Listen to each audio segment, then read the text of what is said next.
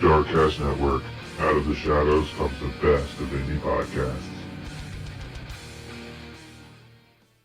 Welcome to the J Squared Horror Podcast, where two lifelong horror fans talk all things horror. Pour yourself your favorite drink and hang out. Here are your hosts, Josh and Jake.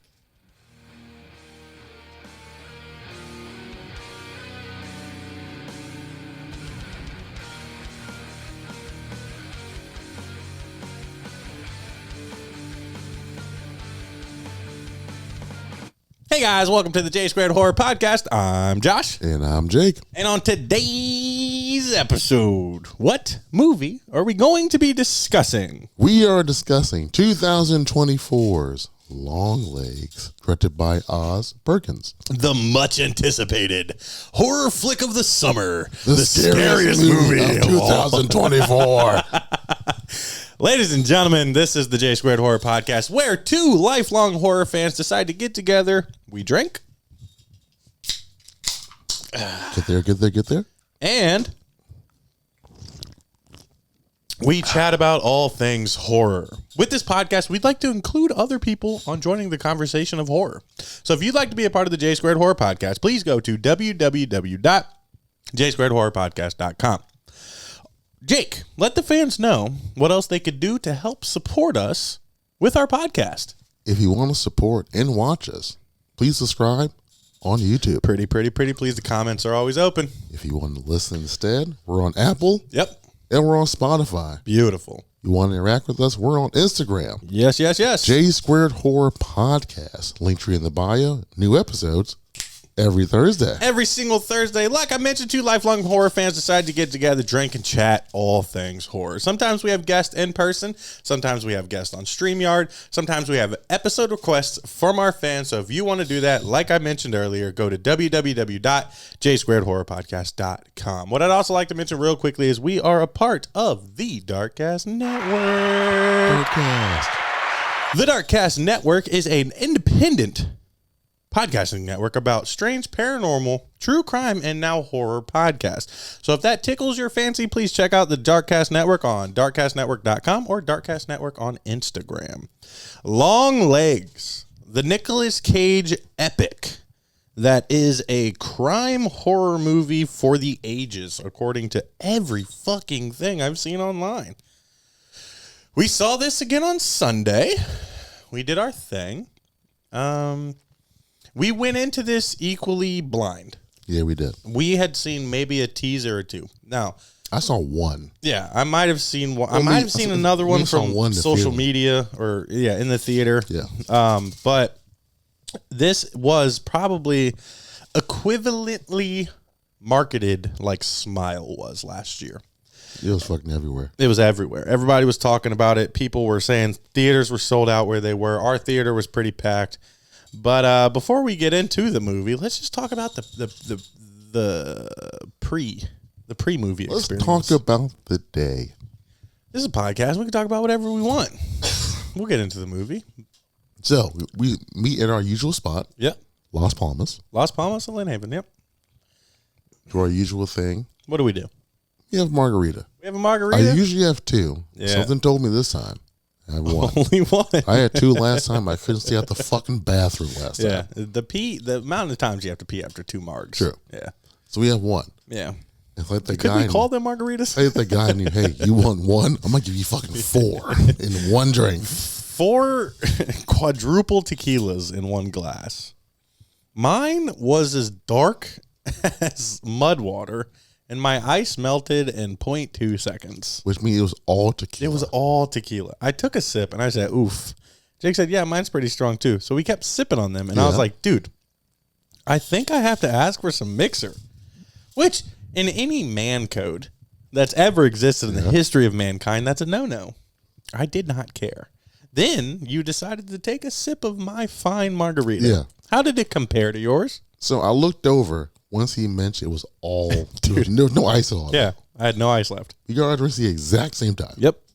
Mine has ice left. His, no ice at all. We're sitting this close to each other. There's no heat differential.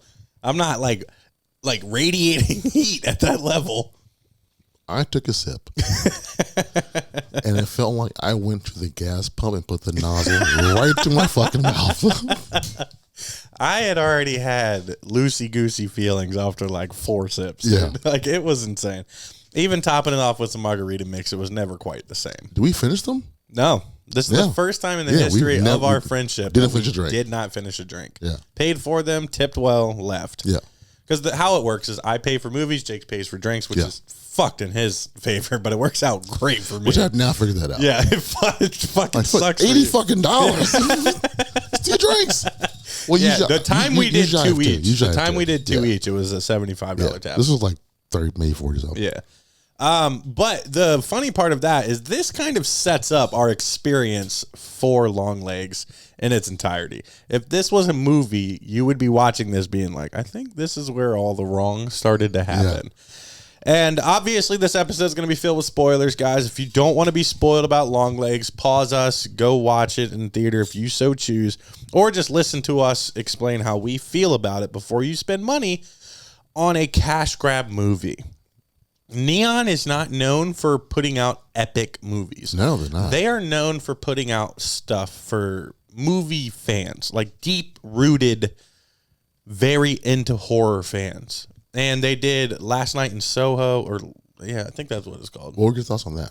I loved that movie. You did? I did too. It was Yeah, good, or yeah. I didn't too. I said it first. Yeah. I did 3 times 4. I did like Late Night in Soho. I thought it was shot very well. It looked cool, but that kind of sets you up for like your expectations of the potential for a Neon film. So it's fine to mention in this episode. If you enjoyed Last Night in Soho, I highly doubt you're going to enjoy Longlegs. It had been pimped up. You're not on TikTok. So what I was seeing on TikTok, the trend that was going around, and I'll fill you in because you're a wee bit older than I and hate social media. So this works for some of our fans too. The trend that I was seeing is this is me before Longlegs and this is me after Longlegs. 99% of them were like terrified. Now, it took until we just watched another content creator. I wish I knew his name because I'd kind of like to start shouting him out. 3C Films? 3C Films. Look Shout at out that. to you, dude. You create some of the best non-spoiler, short to the point movie reactions I think I've ever fucking seen. Honest feedback. Honest feedback. He doesn't lean any way. He doesn't try to convince his fans to not. We don't do that very well here. We're very emotional based, so we go very against certain stuff. If you want a good depiction of what this movie experience is, go check out his video on YouTube. It's like 14 minutes long. 3C Films, the Longlegs review, no spoilers. He does a very good job of explaining things that he enjoyed, things that he was seeing online that he disagreed with, but to his own reasons. Yeah. And then his star system at the end is really good. That really helps. He breaks it down to 3 categories at the end with what he thinks his grade would be. He's a great content creator. He covers Definitely, a lot yeah. of stuff. It's probably my favorite because he's not horror specific, so you can honestly, from a movie viewer, go watch his stuff and be like, oh, okay, I get that. Well, before you get into the movie, I want to mention still the drinks. Yeah. Oh God. Yeah. So after we get the mixer, Yeah. and you pour some of yours, I pour some of mine, pass it back to you, pour the rest in there. The guy who made the drinks, we did not ask for the mixer, No, he has no clue what's going on. comes back out. And he asks you, how's the drink? Is the drinks good? Yeah. And you say, yeah. He just fucking stares at you like, lie to me right now. Yeah. They talked in the back and called me out of my bullshit. Yeah. I am not one to complain. I think that's the millennial in me. I'll eat, I'll drink, I'll take the tomatoes and the onions off. I'll drink the 12-shot tequila margarita, or try my best to. I'll never return something, ask for it off of my tab. I'll just take it to the fucking chin as best as I can. So when he came up to me, that millennial came out of me, and I was like, yeah, it's fine. And shit you not, Jake is right. He stared into my soul, and I just gave him the white smile, which is just the upper curled lips that you see in public every time you nod your head at a white person. He looked at you like, I know you're fucking lying to me. Can't admit it to you, sir, but your other guy got me what I needed, so I'm okay. He went in the back, they're talking shit. He came back out. Drink good? And Jake just got to sit there and enjoy his Vecna moment, or his Yeah. Yeah, Vecna moment Yeah. a little bit. Yeah. I felt it a little bit. Yeah, just Yeah. Got his ass. Fucking finally. So as of late, we've had a new structure to the podcast, which I thoroughly have been enjoying. It seems like our fans have. If you haven't, let us know. But we try to break it down in likes, dislikes, and then our favorite kills and our ratings. Yeah. That's how the podcast is going to be from this point forward. It's a fun way for us to still genuinely talk about it, but not get super lost in flipping back and forth so much between likes and dislikes. So I'm going to attempt this. I don't know how it's going to go. Do you have anything that you actually liked about this movie? One thing. All right. Let the fans know what that is. So the movie starts in a different theater, by the way. Yeah. And Oh, shit. Yeah. they're naming the actors in them. I knew Nicolas Cage was in it. Knew that. Yeah. I knew the girl from If All was in it. Yep. Got that. Yep. But Alicia Witt is in this movie. Yeah. You had mentioned this. Yeah. So while the names are being said, I said out loud, "Oh, Alicia Witt's in there." Obviously, no one said anything. No one was like, yeah, not even me. No. She's from Urban Legend Yeah.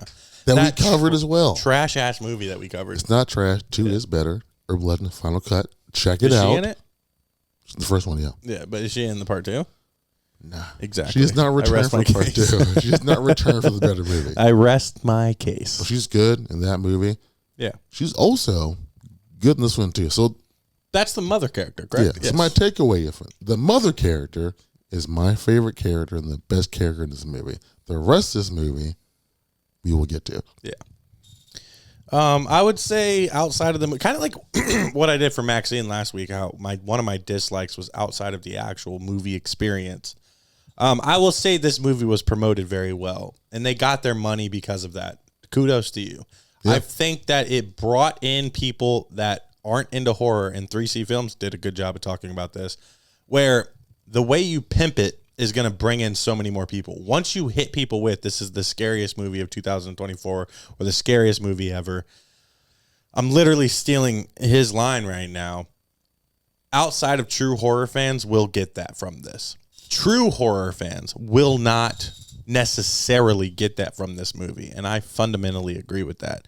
I feel like if you don't have an overconsumption of horror or an overconsumption of dark thrillers, you can watch this movie and enjoy it for what it is. It's going to scare the shit out of you. It is. It's very well shot. The pacing is decent for outside of me and you probably. Yeah. I kept fucking hearing this fucking cinematography bullshit. I guess it looks good. In comparison to movies we got this year, I feel like it's on par.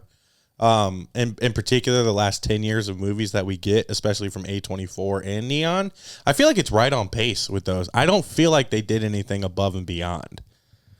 I don't either. Yeah, so I will say because it brought in other people, yes, you will get that from this because That's what we want horror to do. yes, you want to bring in more people, and so I cannot discredit them for pimping this movie the absolute best way they could.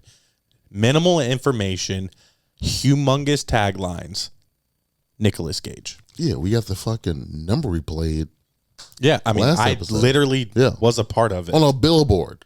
I was a part of it. We were a part. The J Squared Horror Podcast was a part of promoting this movie.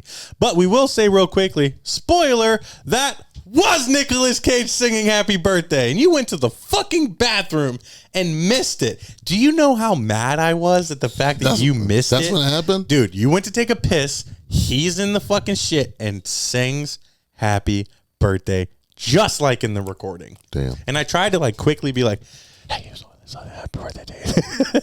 But, you know, it was a quiet theater. Everybody was, it seemed like the crowd around us was pretty into it. So, Yeah, and when I came back from the bathroom. yeah, what happened? What happened when you came back At to that the point, bathroom, bud? the gasoline that I had drank. Yeah. Mine was just a sip from your drink. Who knows? Yeah, it probably was just, you notice I didn't move once I sat down. It finally hit me.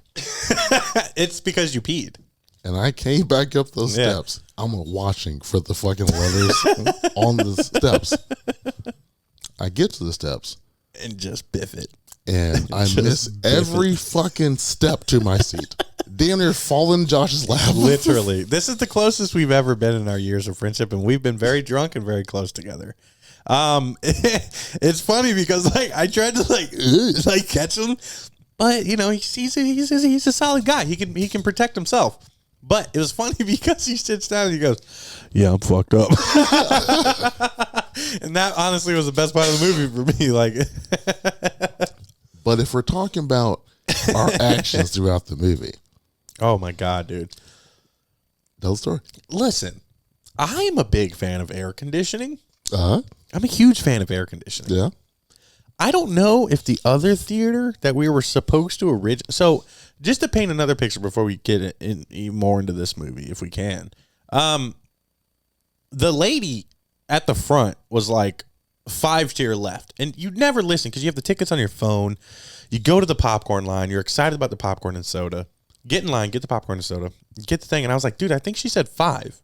You're like, what's the phone say? And I was like, it was 5. And I was like, my phone says 3. Yeah. We go into an empty theater with credits rolling, and we're like, this ain't it. I think she said 5. So we go into 5, sit down. Jake has a popcorn and the soda. And I'm like, dude, this doesn't feel right. Let me go check with the guest services. So I leave, and I immediately find like an usher, and I'm like, hey, do you know what's, he's like, go to the guest services. I'm like, oh, cool. There's a line of people. I'm a little tipsy, a little angry. I don't like my shit not being planned out. I'm a humongous planner. Like, I like where I'm supposed to be on time, my seats, where I pick specific seats. We always sit damn near within 1 or 2 seats of where we always sit. Every time. Yeah. Every time. This theater was set up completely different than the one we had bought tickets for. So when I go up there, I hear the couple in front of us saying some shit. Then I hear the couple behind me saying some shit. You don't know this because you're in the theater still. And I'm fucking that popcorn up, by the way. Dude, you fucked that shit up. You ate did. half of it. I did. While I was in line. So I'm sitting there in line, vocally being angry. I'm one of those boomers. Just fucking mad at the world. Just fuck this dumbass shit. This doesn't make any fucking. I paid for my tickets 2 fucking weeks ago. Like, I'm saying this shit out loud alone. Couple in front of me is not feeling it. They were the couple behind us. Okay. When we sat down, then the couple to my right was the couple that was behind me. Yeah. So I get up there and I'm like, hey. And what really set me off is the couple in front of me when they went to pick their tickets. I saw all the X's, and it was like. All I saw were the front 2 rows, and I was like, I swear to all things. Oh, me and Jake planned this episode. We work a lot, so the probability of us being able to get together at a reasonable time to watch this movie again is slim to fucking none. Before we record. Yeah. I'm fucking angry. Like, are we going to have to sit separately? That was our other option. Sit separately, sit close. And I'm like, I'll figure this out when I get up there. Get up there, 2 seats near the aisle. Near the stairs, and I go, actually, that might not be bad. Jake's a little tipsy. I'm fucked up. I think this side seats will be good. I'll take the inner one. Jake can do his thing. So it's ironic that I picked those seats and you still busted your ass. I did. Imagine if we weren't sitting there and you did that to random people. Well, the time before that, when we saw a magazine, I damn near almost did again. Yeah, you did. With the girl. That was her shoes. That wasn't you being drunk. First of all, people, don't take your shoes off and set them directly in front of you. Yeah. It's dark. We can't see shit. I wear glasses.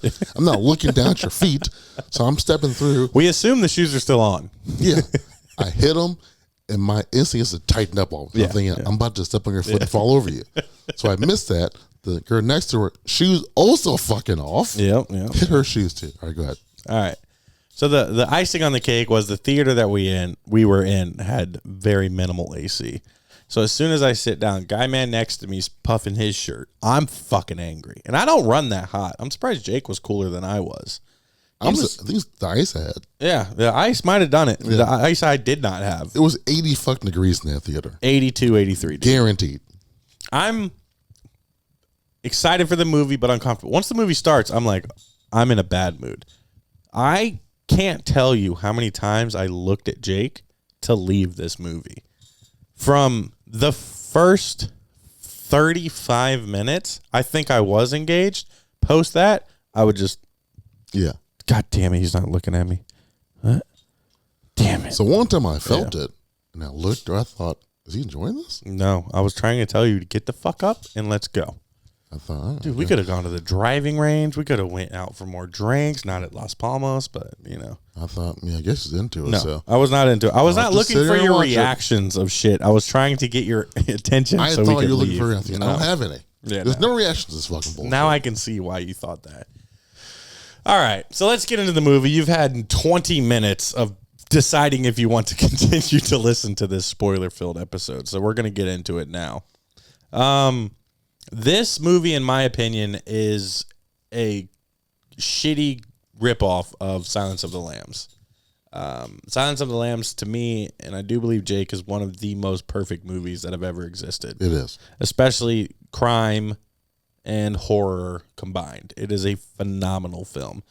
They compare this detective with the detective from Silence of the Lambs quite a bit because they're both green. They're both very first into the field, but they're both very smart. Their smartness gets them in trouble because they don't know how to back it with field work. And that causes anticipation and suspense for your average viewer. That was their intention, yes. That was their intention, yes. This actress has been in movies that we've covered, 2 movies that we've covered. It Follows and Watcher. Yeah. She's not a bad actress. The role that she was casted in, she does well. I do not like this movie at all. The movie's boring as fuck. So fucking boring. And I think what sucks is when it starts, it gives you that immediate comparison to Silence of the Lambs. Yep. So now I'm comparing it to that. Immediately. And then as you go on, was it Zodiac? Yeah, I said Silence of the Lambs, Zodiac, and Seven are the 3 movies that in my head I immediately thought of. 3, obviously. Almost perfect movies. Yeah, they're all very good movies. Mm-hmm. Not all of them are horror, which is fine. True. Zodiac definitely is not. Zodiac is definitely just serial killer, drama, suspense. So this movie is not. So I guess, was it horror adjacent maybe? Yeah. They're all, well, Zodiac, not at all actually. Now It's just it's just based on the Zodiac killer and what happened around him. Yeah, I'm not sure certain movies based upon serial killers, to me, they can't really be horror at all. I don't think. Depends on how they do it. It's more true crime. Yeah. But also depends on how they do it. Are they going from the killer and the... Shout out to Darkcast. Yeah. Yeah. No shots to anybody doing true crime out there. You guys are way more successful than we are. I feel like it's the intent behind it. So if you're going from the law and the solving it side, it's very hard to consider it horror. If you're going from the killer's perspective and like haunting and like taunting and like following people, I feel like it leans a lot more towards horror. But this movie doesn't do that. The other thing that pissed me off about this movie is Longlegs, right? The title doesn't make any fucking sense other than that's what he calls himself, which is fine. But Nicolas Cage's performance in this movie, people are saying are his best performance of all time. He's in this movie for 8 minutes. You guys not seen Con Air? Yeah. Have you not seen Face National Off? Treasure? National Treasure? Come on, man. Mandy? The one thing that 3C Films, or maybe the other guy we watched said... Drum Dums, yeah. Drum Dums, is that you don't think it's Nicolas Cage. One of the best things they did in this movie was the opening sequence of finding out that little girl was the detective later on. But that nose to chin, chest to torso shot, something I've never seen before. From looking at it, and they do it to where it doesn't look. It does not like look or Nicolas sound Cage. like Nicolas Cage. You know who the fuck that guy is. Which means he's acting very well, but there's so minimal of him in this movie. Total screen time, maybe 10 minutes. I'm telling you honestly, 10 minutes. At the most, yeah. Now, I don't mind crime-based horror. Seven is great, and so is Silence of the Lambs, like we said. They lean heavily on the darker side of it. The thing that I didn't like about this movie, one of the things I did not like about this movie is the constant living life bullshit scenes we got. What do you mean? That adds nothing to the story. Just doing shit. Just doing shit. This movie is an hour and 41 minutes. 3 minutes less than Maxine. Maxine has had 2 other movies to get you at that point. Yeah. So an hour and 44 minutes versus an hour and 41 minutes is fine. This doesn't do that. It wastes so much time with, I guess it's their version of building suspense, because even 3C Film said when he came home, he was like looking around the corner. How? What did you think? Did you have a pale-faced guy come up to you when you were a kid and be weird? No, I've never had that. No. So I had no fear leaving this movie. Whereas every other one, yes, random people die in this movie. It's based off of a serial killer, and it's basically like an Amityville situation. Oh, shit. Where a member of the family kills all the family members. And then they're like, well, there's no signs of forced entry. There's only this letter that was left. We have to decode it. 7.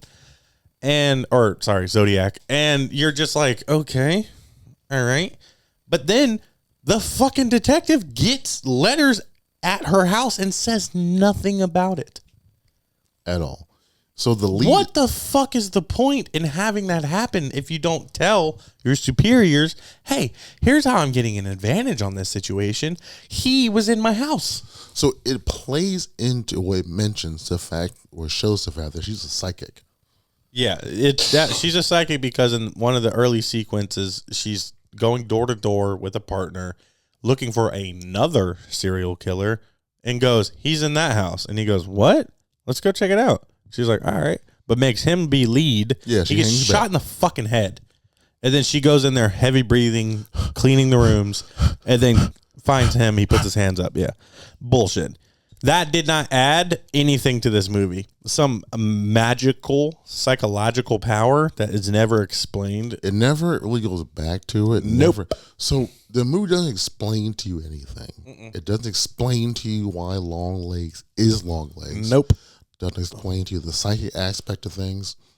Doesn't explain to you. Only thing it explains to you is it's how religion-based.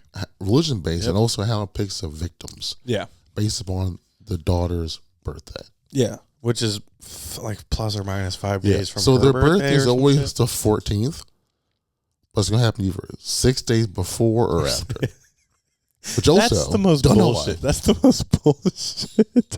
Actually, it's going to be the 14th, but also it has happened. It could be the 8th. Other days. Or 20th. You don't know. But it mentions that lead detective.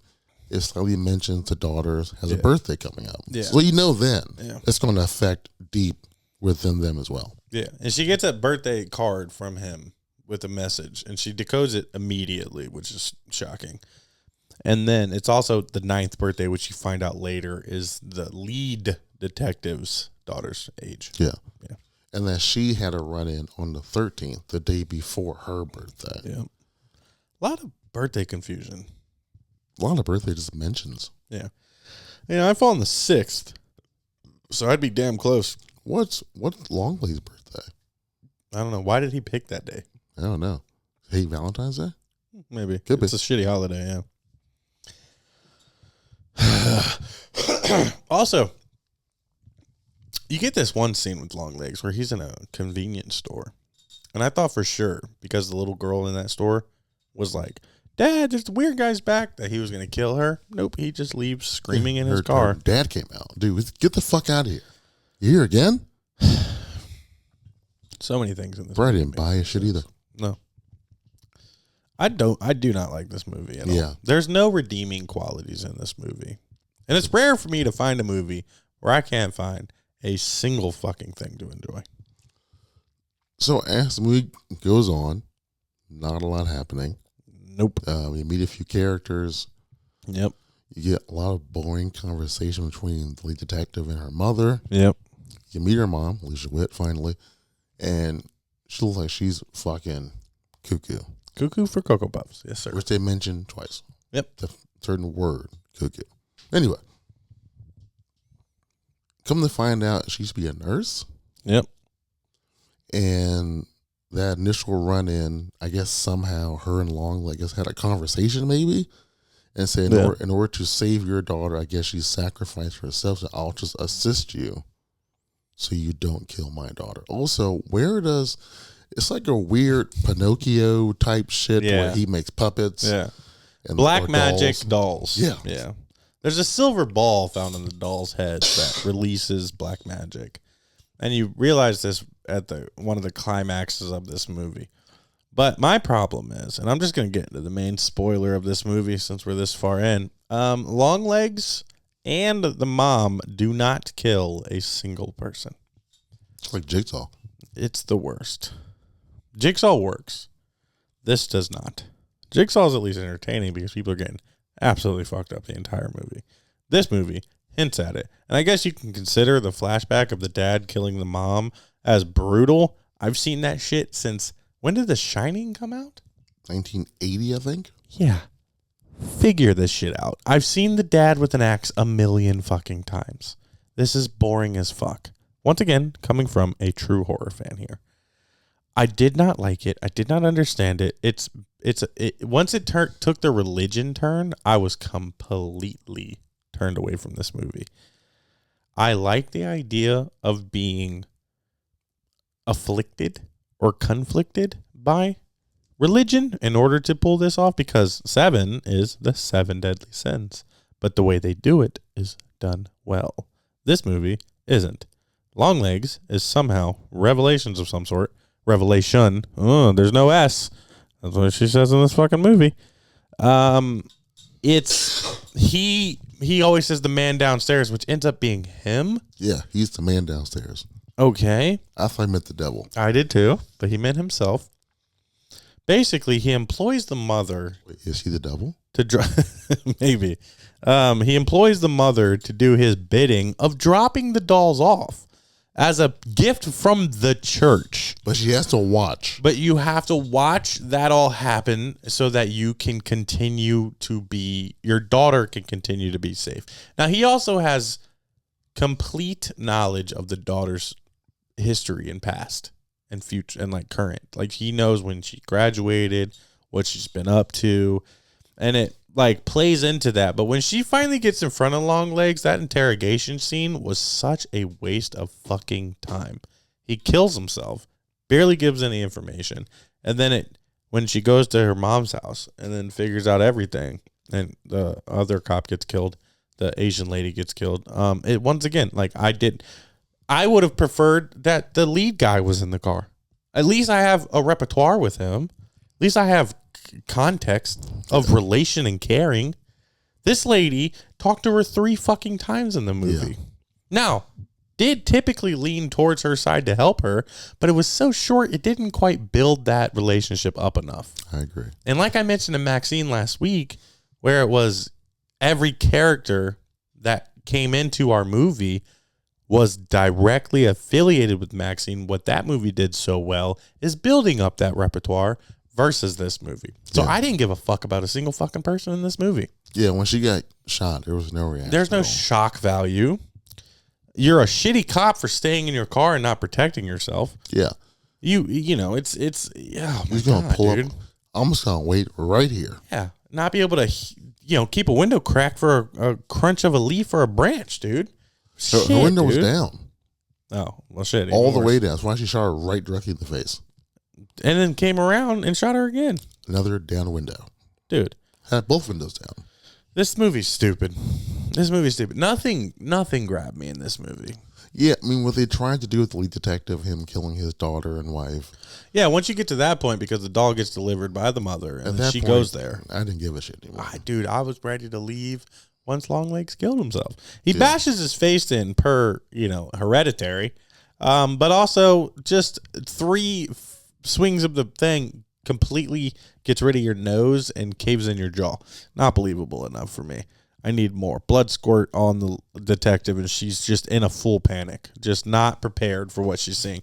I understand that part, but if they did it differently, if he had given more, or there was some deep-rooted, I need to figure this out, which I guess is the like underlying point of that. I mean, he gave her enough. Oh my God. He gave her enough to know your mother is tied to this. Yeah, but also just didn't come through very well. Nothing was shocking in this movie. Also, I think he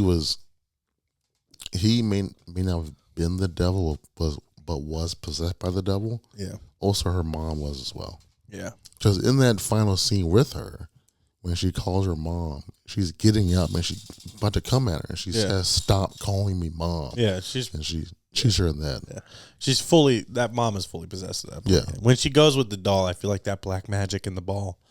Because the weirdest thing of this whole movie, never mentioned prior to me saying this right now that I've seen, is the mom shoots her doll's head off, and she feels it. Yeah. This doll from 20 years that your mama just kept all this. And the little black mist comes out and everything. And she's like on the ground like she just got shot in the head herself. Yeah, she's like, that's the dumbest, never explains it. So you're saying if you destroy their dolls, it's like a voodoo doll now? But not quite, because your fucking face would have been gone? Huh? So that's what I thought was going to happen. Then you get Sabrina's character, who just acts cuckoo for Cocoa Puffs, and you find out she eats herself off a roof. Because she was told to. By Longlegs, who came to visit her under the surname of the detective. Why wouldn't you put extra protection on that girl? Yeah, Josh, I thought it was funny when they asked the guy, do you guys check IDs? He's like, nah, that's not part of our security protocol. Well, that would be a good idea. You know what? I'm going to mark that down. But no, we do not. Funniest part of the movie. That's why the guy gave it 1.5 stars comedy. Yeah. Yeah, I don't. Yeah, that's the whole movie, man. Okay. You have a favorite kill? No. No, I don't. Yeah, I also do not. All right, so on a scale from 1 to 10, what do you rate Longlegs from 2024? On a scale from 1 to 10, this movie is a 1. Beautiful.